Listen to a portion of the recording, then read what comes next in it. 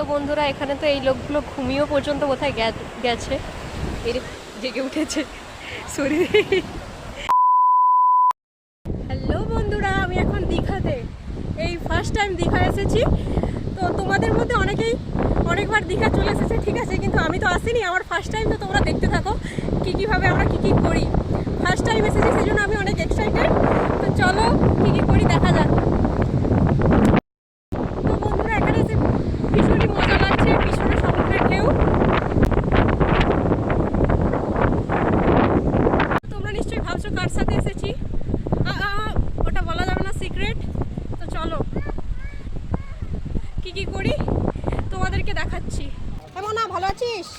ভালো আছিস? হাই করে দে আমার ভিডিওতে, হাই করে দে ভিডিওতে, হাই করে দে। তো বন্ধুরা এখানে অনেক দোকান দেখতে পাচ্ছি আমরা, কিন্তু কিছু কিনবো না, এখানে গরিব মানুষ। দীঘা এসেছি মাছ খাবো না, এটা কি হয়? এখানে আমরা খেয়ে নিলাম মাছ ভাজা। তারপর আর কি, এখানে এসে নিজের নামটা একটু লিখে নিচ্ছিলাম, তোমরা তো ভুলেই গেছো, সেই জন্য আর একটু মনে করিয়ে দিলাম আর কি। জানি থাকবে না, তাও আমরা জেনেই কত ভুল করে থাকি, ঠিক সেরকমই এটাও একটা। তো বন্ধুরা এখানে তো এই লোকগুলো ঘুমিয়েও পর্যন্ত কোথায় গেছে, এর জেগে উঠেছে শরীরে। মনে দাঁড়া, ভিডিওটা করতে দে, তোর হবু মেসো ভিডিওটা দেখছে।